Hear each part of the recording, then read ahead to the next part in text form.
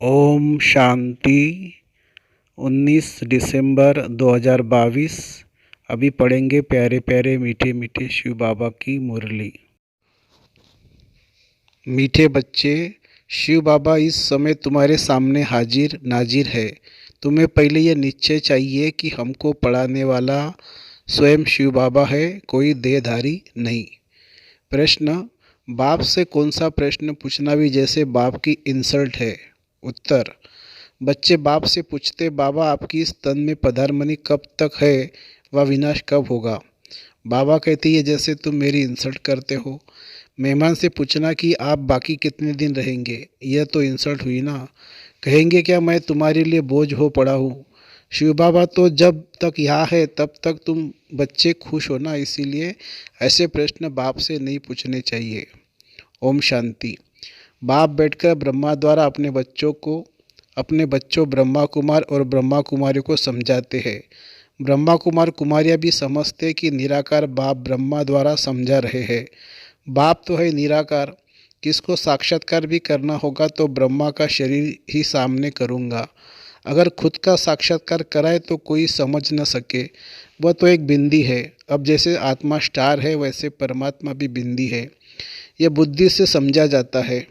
भला साक्षात्कार हो भी, चीज़ तो वही देखेंगे और क्या चीज़ हो सकती है। अक्सर करके बहुतों को ब्रह्मा का साक्षात्कार कराते हैं कि इनके पास जाओ, छोटी चीज़ को कोई समझ न सके। ब्रह्मा द्वारा बाप बैठ समझाते हैं, नॉलेज देते, कहते हैं बच्चों मैं इस साधारण मनुष्य तन का आधार लेता हूँ।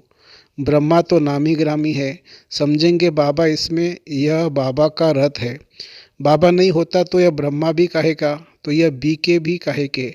बच्चों को नॉलेज मिलती है, तुम समझते हो। यह नॉलेज सिवाय परमपिता परमात्मा के कोई दे नहीं सकते। नॉलेजफुल वह निराकार है, सिवाय ऑर्गन्स के ज्ञान दे कैसे सकते हैं। बच्चों को यह निश्चय हो जाना चाहिए कि इस समय बाबा हाजिर नाजिर है। बुद्धि कहती है बाबा इसमें प्रवेश है। जो बेट नॉलेज देते हैं उस परमपिता परमात्मा के सिवाय स्वर्ग का वर्षा मिल न सके। तुम बच्चे जानते हो भक्ति मार्ग में जो भी त्यौहार आदि मनाए जाते हैं वो सब इस समय के ही यादगार है। शिव जयंती भी इस समय का ही त्यौहार है। त्रिमूर्ति शिव परमपिता परमात्मा ब्रह्मा द्वारा स्थापना करते हैं। श्री कृष्ण थोड़ी ही नई दुनिया की स्थापना करेंगे। ब्राह्मण कुल चला आता है, उनको यह पता नहीं कि ब्राह्मण सो देवता बन जाते हैं। ब्रह्मा की औलाद तुम ब्राह्मण हो। जो भी मनुष्य मात्र है सब धर्म वाले उन्हों को समझ में आता है कि हमारा ग्रेट ग्रेट ग्रैंडफादर ब्रह्मा है, जिसको आदम बीबी अथवा आदि देव आदि देवी कहते हैं। वह भी शिव बाबा की रचना है। बाबा ने यह रचना कैसे रची, एडॉप्ट किया, यह है पहले नंबर की बात। हलब के बाद फिर बे। इन बातों को जो अच्छी तरह समझते हैं वही उच्च पद पाते हैं। अभी तुम बच्चे समझते हो मनुष्य कितना घोर अंधियारे में है। कल्प पहले भी जब आग लगी थी तब जगे थे, वह सीन फिर होगी, होना भी जरूर है। दूसरे धर्म वाले इन बातों को समझेंगे नहीं, न पुरुषार्थ करेंगे। सतयुग में तो इतने मनुष्य आ न सके, वहाँ बहुत थोड़े होंगे जो सूर्यवंशी घराने में राज्य करेंगे। सब ड्रामा के बंधन में बांधे हुए हैं। बाप खुद कहते हैं मैं भी ड्रामा के बंधन में बांधा हुआ हूँ। कोई बात का रिस्पॉन्स ड्रामा में होगा तो बताऊंगा। ड्रामा का सारा राज अभी थोड़ी बताऊंगा, मेरे में भी पार्ट टूंधा हुआ है। जैसे इमर्ज होता जाता है तुमको समझाता जाता हूँ। सब कुछ ड्रामा अनुसार ही चलता है, उसमें फ़र्क नहीं पड़ सकता। ड्रामा में नहीं होता तो रिस्पॉन्स करेंगे नहीं। ऐसे नहीं कि अभी बता दूंगा कि बाकी इतने वर्ष है। बाबा से पूछते हैं बाबा कब तक इस शरीर में मुसाफिरी करेंगे, बताएंगे नहीं। ड्रामा में है नहीं तो क्या कर सकते हैं। ड्रामा में होगा तो बताएंगे। मैं आया ही हूँ तुम बच्चों को पढ़ाने। मैं तुम्हारा बाप भी हूँ। तुम गाते हो तुम माता पिता हम बालक तेरे, वही पाठ बजा रहा हो। मेरा फर्ज है तुमको शिक्षा देना। मुझे कहते हैं ज्ञान का सागर, मनुष्य सृष्टि का बीज रूप, चैतन्य बीज तो सब कुछ बताएगा ना। इस झाड़ पर बनिन ट्री का मिसाल दिया जाता है। तुम देखते हो देवी देवता धर्म अभी है नहीं, बाकी सब धर्म है। अभी यह सब खलाश हो जाएंगे, फिर अपने समय पर आकर स्थापन करेंगे। मैं देवता धर्म की स्थापना कर रहा हूँ। जब वह धर्म प्राय लोप है, चित्र है, परंतु यह किसी को पता नहीं कि देवी देवता धर्म कब था, कहाँ गुम हो गया। सिर्फ कहेंगे लक्ष्मी नारायण का राज्य था। ये शास्त्र आदि सब भक्ति के लिए है। द्वापर में बैठ ये शास्त्र आदि बनाएंगे। सचखंड में सिर्फ देवता राज्य करते थे। यह है ही झूठ खंड। वहाँ तो कोई भी पाप नहीं होता। अभी बाप तुमको पुण्य आत्मा बना रहे हैं। ड्रामा में नूंद है। रावण राज्य में ही भक्ति शास्त्र आदि रावण राज्य में ही भक्ति शास्त्र आदि शुरू होते हैं। यह अनादि ड्रामा शूट हुआ है। यह है ही झूठी दुनिया। ईश्वर के लिए भी झूठ ही बोलते हैं। ईश्वर तो ऊंचते ऊंच है। हम उनसे मिलने चाहते हैं तो जरूर उनसे कुछ मिलता है। बाप से क्या मिलेगा? वह है सर्व का सद्गति दाता। सर्व को दुख से छुड़ाते हैं। रावण भी बड़ा जबरदस्त है। आधा कल्प उनका राज्य चलता है, परंतु वह दुख देते हैं। इसलिए सब मनुष्य बाप को याद करते हैं। रावण तुम्हारी सारी राजधानी छीन लेता है। इतना जबरदस्त है। अब तुमको मालूम पड़ा है। बाप हमको वर्षा देते हैं, रावण श्राप देते हैं। मनुष्य को यह पता नहीं है कि बाप कब वर्षा देते हैं। श्री कृष्ण का नाम गीता में डालने से गीता को झूठा कर दिया है। बड़े ते बड़ी भूल यह है। यह बाबा भी तो नारायण का पक्का भगत था। गीता पढ़ता था। गीता पढ़ने बगैर कोई काम नहीं करता था। जब साक्षात्कार हुआ, निश्चय हो गया कि बाप हमको यह लक्ष्मी नारायण का वर्षा देते हैं। अभी तो बहुत कुछ समझ में आ गया है। शिव बाबा समझाते रहते, कभी कोई शास्त्र नहीं उठाया। बाबा सुना रहा है, यह भी कहते हैं मैं सुन रहा हूँ। कभी बाबा नहीं है तो यह भी सुनाते हैं इसमें बाबा है, इसलिए ब्रह्मा का नाम इतना नहीं है। अजमेर में एक मंदिर बनाया है, परंतु कुछ समझते नहीं है। श्री कृष्ण को मुरली दी और सरस्वती को सितार दी है। सरस्वती को गॉडेज ऑफ नॉलेज कहा जाता है। गॉड ऑफ नॉलेज ब्रह्मा के बदले श्री कृष्ण को कह दिया है। मूंझ गए हैं। बाप बैठ बच्चों को समझाते हैं, त्रिमूर्ति में श्री कृष्ण तो है नहीं। भल करके है, परंतु गुप्त। राधे कृष्ण ही लक्ष्मी नारायण बनते हैं। यह भी किसी को पता नहीं है कि परमपिता परमात्मा ने समझाया था। अब भी समझाते रहते। साधु संत आदि इस बात को समझ जाए तो यहाँ सबकी भीड़ मच जाए, परंतु ड्रामा में ऐसे भी नहीं है। बाप कहते हैं मैं संगम पर आकर राजयोग सिखाता हूँ। जो पास होते हैं वह सूर्यवंशी बनते हैं, जो फेल होते हैं वह चंद्रवंशी बनते हैं। सूर्यवंशी की प्रजा सूर्यवंशी होगी, चंद्रवंशी की प्रजा चंद्रवंशी होगी। तुम बच्चों की बुद्धि में सारे चक्र का ज्ञान है। तुम हो सुदर्शन चक्रधारी ब्राह्मण। यह है सर्वोत्तम ब्राह्मण कुल। तुम सेवाधारी हो। तुम गुप्त वेश में भारत को योग बल से स्वर्ग बनाते हो।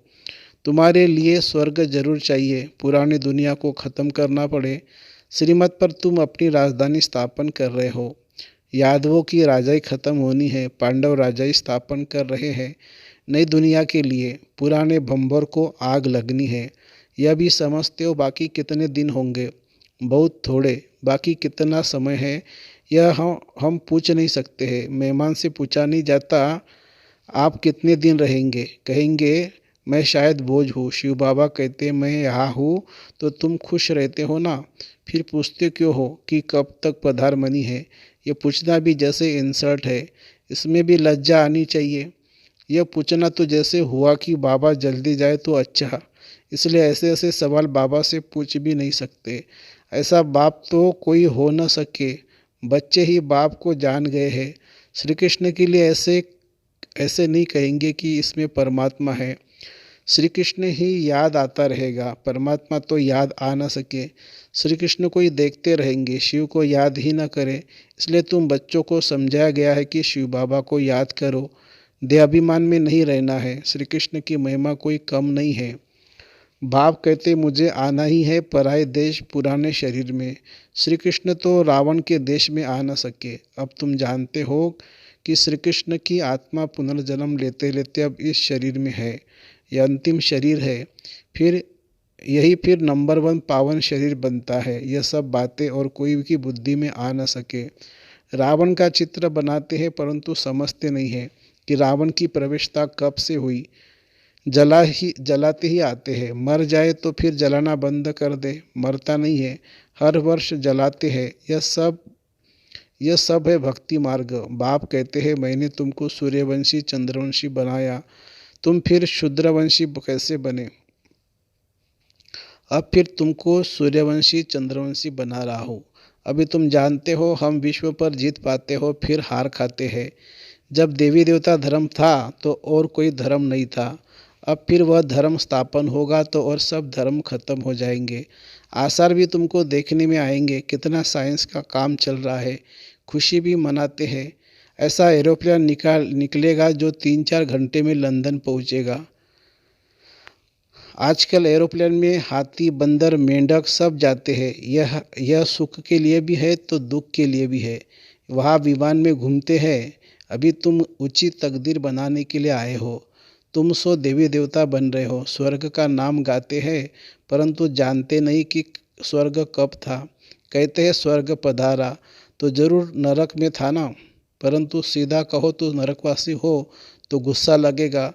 अब तुम्हारे में ताकत है, तुम कह सकते हो। तुम पतित पावन को बुलाते हो तो जरूर पतित हो। बाप कहते हैं अब झाड़ जर्जरीभूत अवस्था को पाया हुआ है।